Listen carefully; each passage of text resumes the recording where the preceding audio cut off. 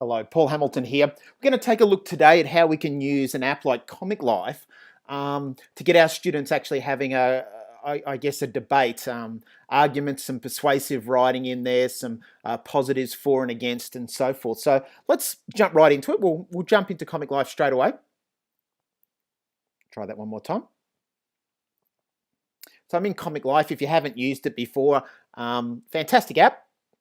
Press plus at the top left-hand corner, and we're going to select a template. Now, I really need to stress with this activity today, it's got nothing to do with the technology, nothing to do with the formatting and everything else.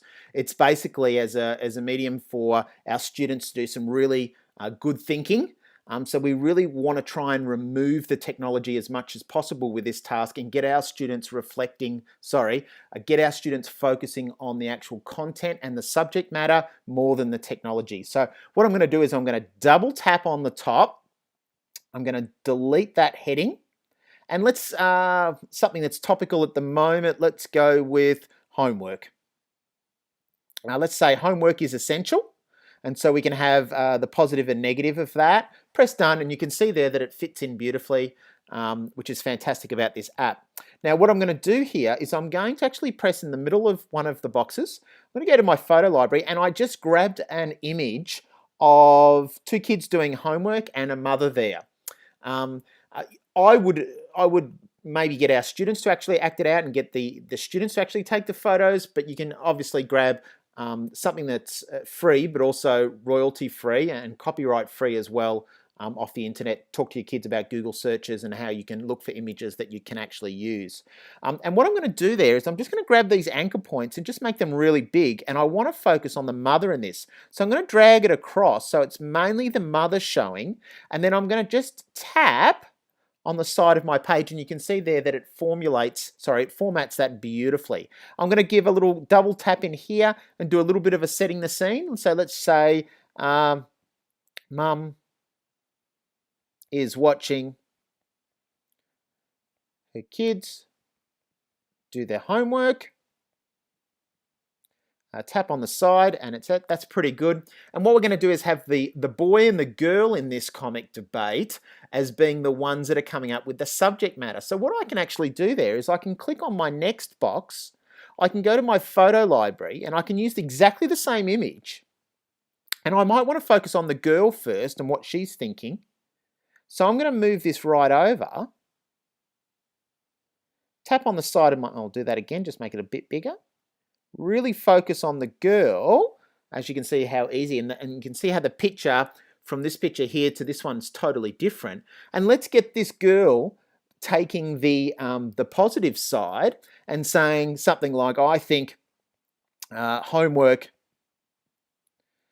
prepares me for life.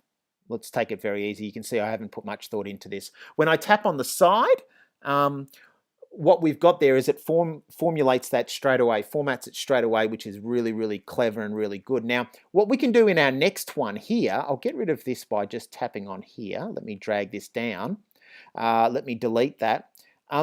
What we could do then is we could have the boy replying. We could have the boy actually making his point and stating his point first. We've basically got this whole comic to really delve into the fors and against homework. So what I'm going to do is I'll have the boy responding to that one by pressing the middle, going to that same picture again, this time focused, and move it over for the boy. I'm going to actually, let me make that a little bit bigger and drag that down. Well, my favorite button here is the undo button. There we go there. I'm going to drag this down. I'm going to delete that box there, and I'm just going to move this over. And what we can do with the tail is we can drag that around. Now, don't forget, when you're actually doing this comic, you can also play around with the actual thought bubbles as well as the speech bubbles. So you could actually have the boy thinking, oh, that's a really good point, but he's actually going to say something different. So you could come up with anything for this boy and what he's actually saying there. And basically you can go backwards and forwards with the argument, with the debate. You could actually have the mother coming into this next bit.